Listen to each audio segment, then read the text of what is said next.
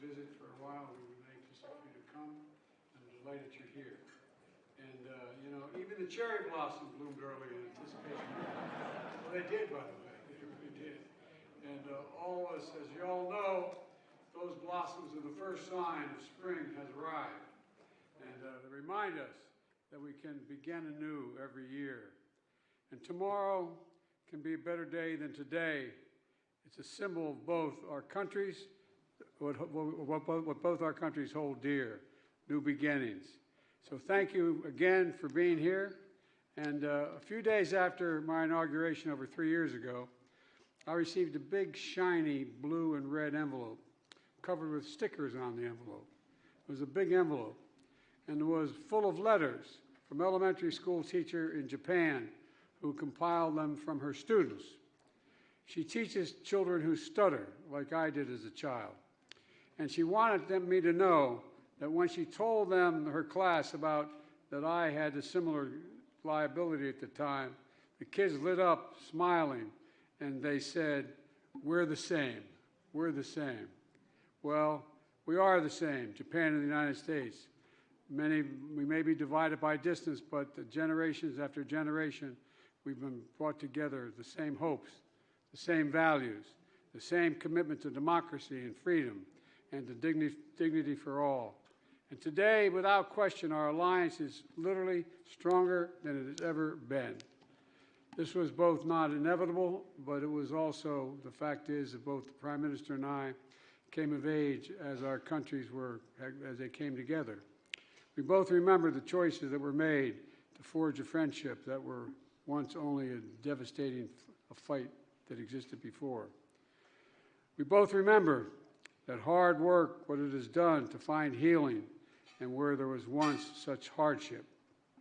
We both remember Japanese and American people who not only brought us together, but who brought us forward, transforming our relationship from bitter foes to the best friends we could be.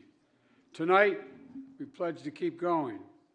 We stand at an inflection point where the decisions we make now are going to determine the course of the future for decades to come.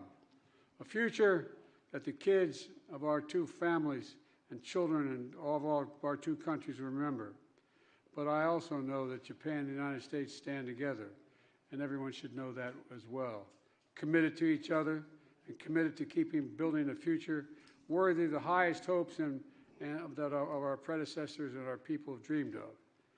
Ladies and gentlemen, so please join me in raising your glass, and I don't have a glass. There you go. You have one for the Prime Minister? Thank you. Join me in raising your glasses to our alliance, to our friendship, and in the words of those young students in Japan, to the same future we share. Cheers. Cheers. Turn it over to you, Mr. Prime Minister.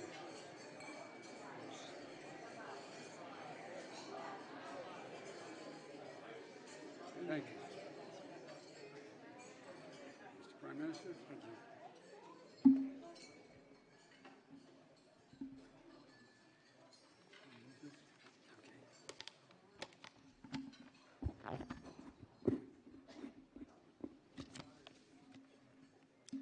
Mr. President, Dr. Biden, distinguished guests, and ladies and gentlemen, I would like to express my heartfelt gratitude to you for hosting such a wonderful dinner and your warm welcome and hospitality.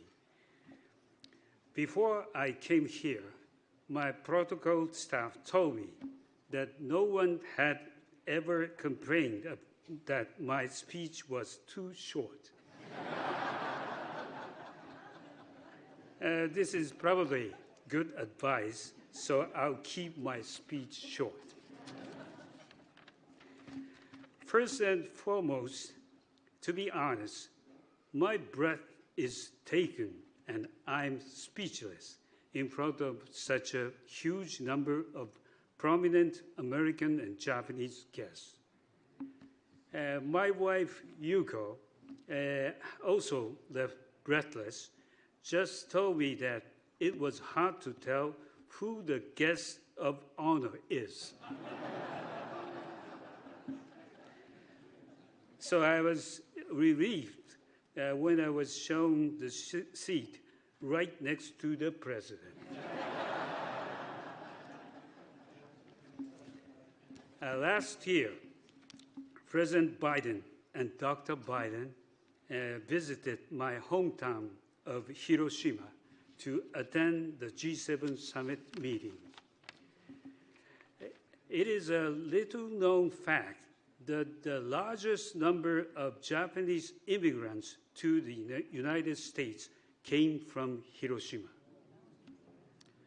Many Hiroshimans headed to the United States to seek a new world, a better future, and greater heights.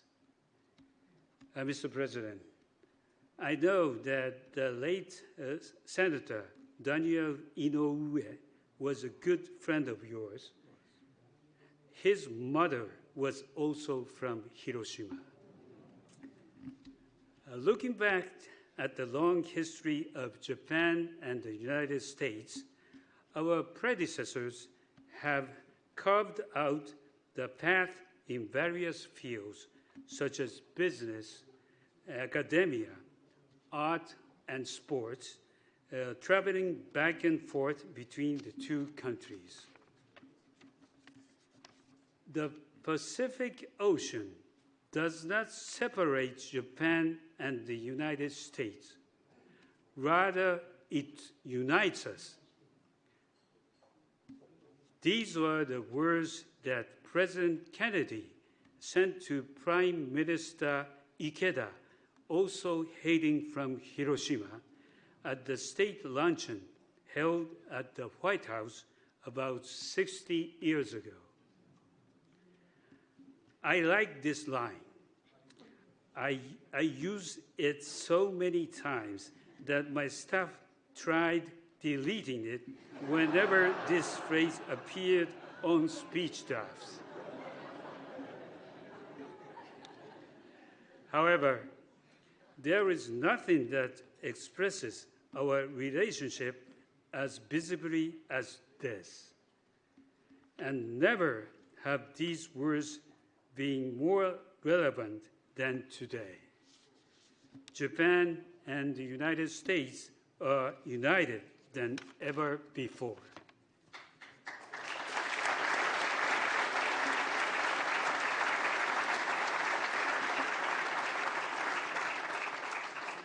I believe that the Pacific Ocean has brought Japan and the United States together and so close because of the pioneering spirit of those who came before us and frontier spirit that we all have in common. The success of those standing on the frontier is not just because of their individual efforts, but also the result of collective efforts as a team. This holds true even between nations.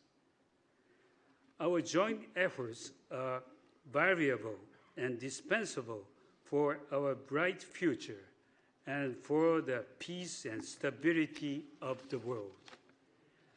We are now standing at the turning point in history, embarking on a new frontier on elevate this unshakable Japan-U.S. relationship to even greater heights and hand it to the next generation. Finally, let me conclude with a line from Star Trek, which you all know. To boldly go where no one has gone before.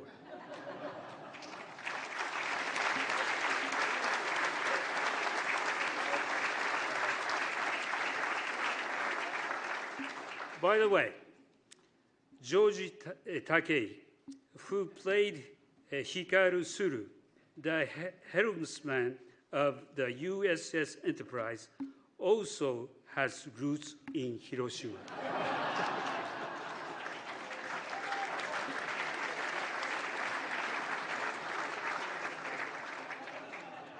Mr. President, Dr. Biden, distinguished guests, and ladies and gentlemen. I would like to propose a toast to our voyage to the frontier of the Japan-U.S. relationship with this world. Boldly go. Okay.